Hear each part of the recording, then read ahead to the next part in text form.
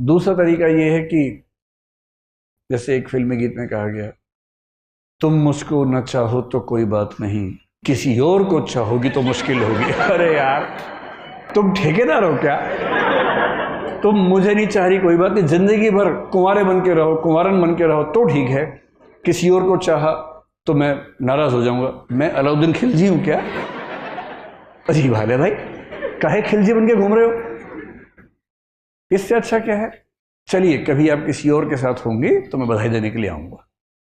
अगर आप सच में उससे प्रेम करते हैं, आप तो दरअसल खुद से प्रेम कर रहे थे, आप अपनी ईगो से बाहर निकल नहीं सकते। आप कह रहे हैं कि मुझसे प्रेम नहीं करती, कोई बात नहीं, इतनी आज़ादी दे रहा हूं, किसी और से किया तो आंख निकाल दूंगा। ये आप इससे प्रेम कर रहे हैं, या इसको वस्तु समझ के कब्जा करना चाह रहे हैं इसके ऊपर? आप ठेकेदार हैं इसके।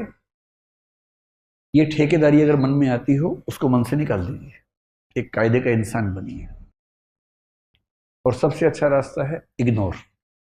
किसी ने कहा कि मैं आपको पसंद नहीं करती हूं या नहीं करता हूं, आपने कहा ओके थैंक यू। उससे कहा थैंक यू क्यों? आपने कहा 4 रास्ते और खुल गए। अरे क्या हो गया इसमें, क्या है? और एक बड़ा प्रसिद्ध शेर मेरे नाम से लोगों ने बहुत फैला दिया, तू नहीं कोई और सही। तू नहीं कोई और सही, मेरा नहीं है वो। मैं तो यहां से सुनता हूं वहां बोल देता हूं, मैं तो इतना ही करता हूं। इसका इस शेर के 2 फॉर्म्स हैं, एक फॉर्म दूसरा भी है। अगर तू है हर जाई तो अपना भी ये तौर सही, तू नहीं कोई और सही, कोई और नहीं कोई और सही। एक तो ये है,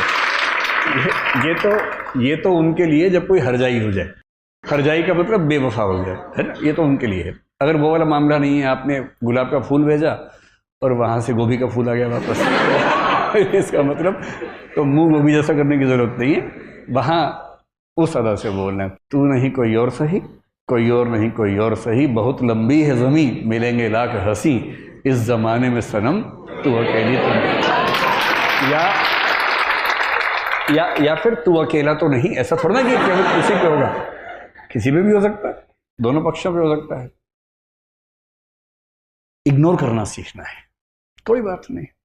पर 2 दिन बाद कोई आपसे पूछे, यार तूने कार्ड दिया था, उसने तुझे रिजेक्ट कर दिया, कैसा लगता है? और आप कहें कौन?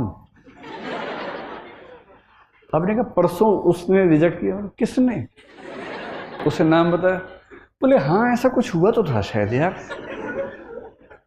यार डिस्टर्ब मत करो, I am in relationship with someone else. मतलब है क्या टेंशन लेनी है? वही व्यक्ति सामने से आ गया, उसने कहा आप कैसे हैं? आपने मैं तो ठीक ही रहता हूँ। अब क्या होता है? अब और तब क्या होता है? नहीं मैंने 2 दिन पहले आपको मना किया था। आप हैं कौन?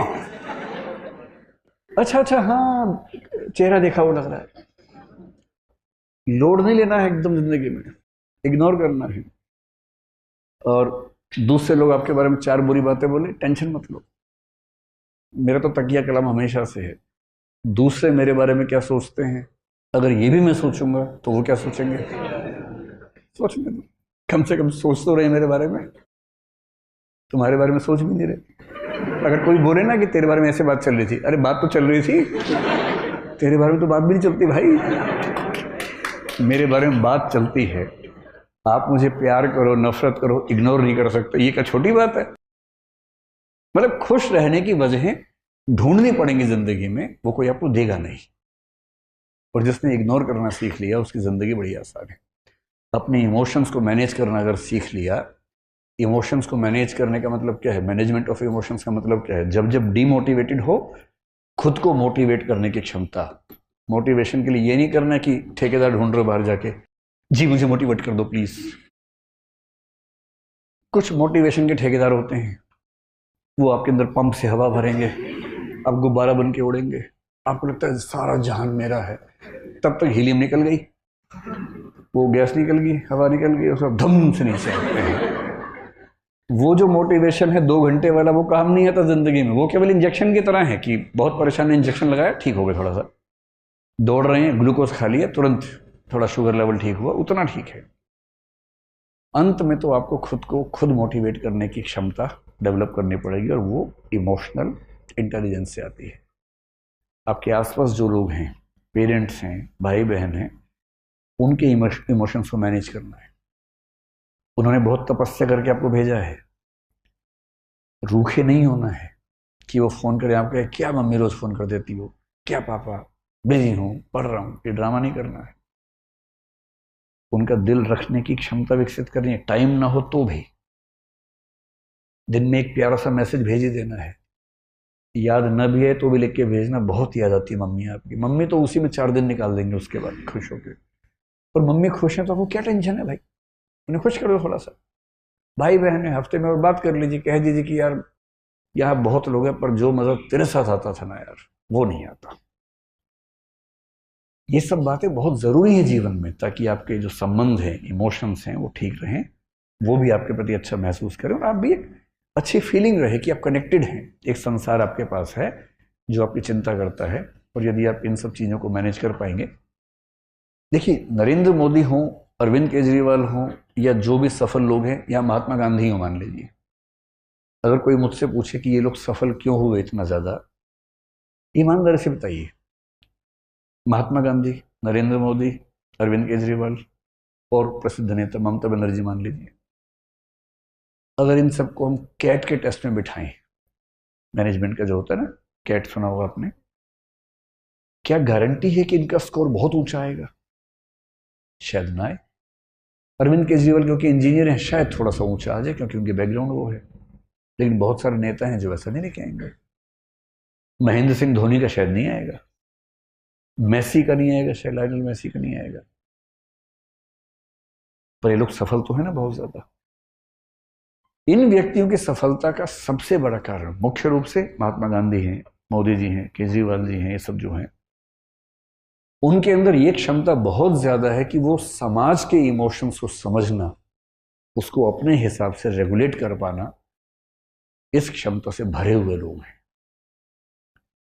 उन्हें पता है कि मंच पर क्या बोलने से पूरी भीड़ उनके पक्ष में खड़ी हो जाएगी। क्या पहनूं, किसी इलाके में जाके वैसी वेशभूषा पहन लेना, ये ऐसे नहीं होता है। ये महसूस करवाना कि हम और आप एक ही हैं। मतलब डोनाल्ड ट्रंप भारत में आके नमस्ते सबको बोल रहे थे। क्यों बोल रहे थे नमस्ते? विवेकानंद का नाम उनसे नहीं बोला गया, लेकिन कोशिश की, भरपूर कोशिश की बोलने की। क्यों कर रहे थे सब? ताकि यहां के लोगों को लगे कि ये आदमी हमसे जुड़ा हुआ है, ये कनेक्ट है। क्यों व्हाइट हाउस में दिवाली मना रहे हैं आजकल? ताकि वो कनेक्ट महसूस हो। और अब डीएम बनने के बाद और ये लोग पीएम सीएम बनने के बाद एक आदमी 140 करोड़ से कैसे कनेक्ट करेगा? तो प्रतीक गढ़ने पड़ते हैं, सिंबल्स गढ़ने पड़ते हैं, और उन सिंबल्स के माध्यम से उस सबके साथ कनेक्शन जोड़ता है।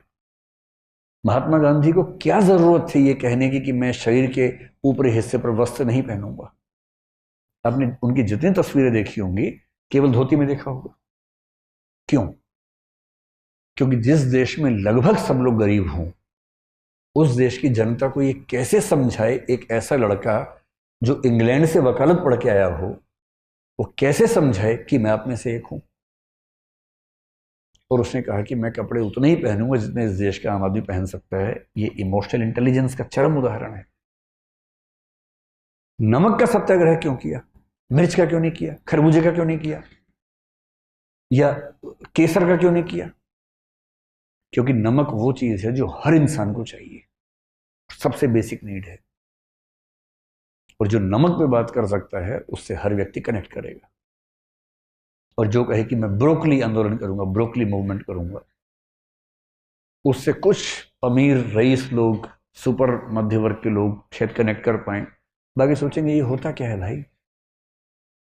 मैलांचल उपन्यास में जब स्वाधीनता आंदोलन पढ़ते हैं, बहुत मजेदार सीन चलता है।